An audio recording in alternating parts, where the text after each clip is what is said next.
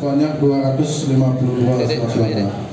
Komisi Pemilihan Umum KPU Kabupaten Buleleng kembali menggelar simulasi pemungutan dan perhitungan suara dalam rangka memberikan edukasi kepada masyarakat serta memantapkan persiapan pemilihan umum pemilu terkait tata cara proses pemilihan pada 14 Februari 2024 mendatang. Simulasi kali kedua ini berlangsung di tempat pemungutan suara atau TPS 18 yang berlokasi di Balai Banjar Desa Sangket, Kelurahan Sukesade Buleleng pada Selasa pagi. Sebelumnya simulasi serupa juga telah dilaksanakan di Desa Sidetap, Kecamatan Banjar Buleleng pada Minggu 24 Desember 2023 lalu. Ketua KPU Kabupaten Buleleng Komang Dudi Udiana mengatakan, simulasi ini bertujuan untuk memberikan sosialisasi kepada masyarakat dan penyelenggara pemilu baik di tingkat desa hingga kecamatan terkait dengan tata cara pemungutan dan perhitungan suara sesuai dengan peraturan KPU atau PKPU. Jadi selain pemantapan kepada penyelenggara kami di tingkat KPPS dan PPK dan PPS, kami juga melakukan sosialisasi kepada seluruh masyarakat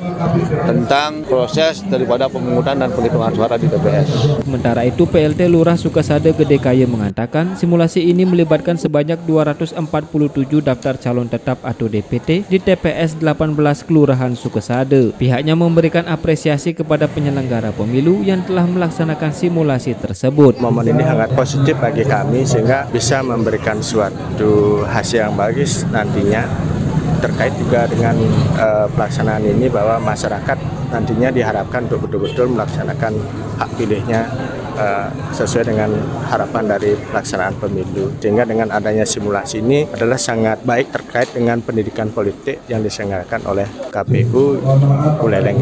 Kaye berharap dengan digelarnya simulasi oleh KPU Buleleng ini dapat meningkatkan antusias atau partisipasi masyarakat dalam menyalurkan hak pilihnya dengan baik pada pelaksanaan pemilihan umum pemilu 2024. Dari Singaraja, Sukma Sumampan melaporkan.